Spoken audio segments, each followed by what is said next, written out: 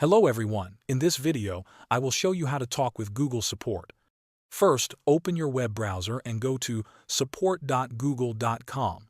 This is the official Google Help Center. Here you will see a search bar at the top. You can type your issue, for example, Gmail, Google Drive, or Google Ads. Once you search, Google will give you articles with solutions.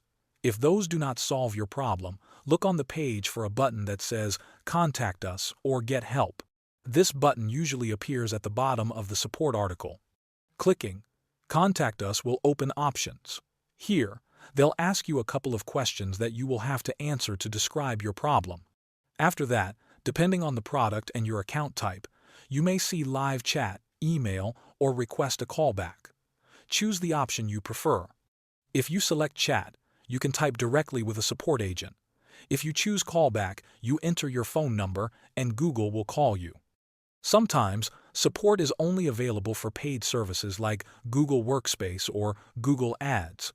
If you use free Gmail or YouTube, you may only see community forums or help articles.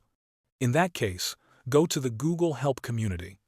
There, other users and product experts can answer your questions, but the support options vary according to the problem you are facing. That is how you can reach and talk with Google Support. Thanks for watching.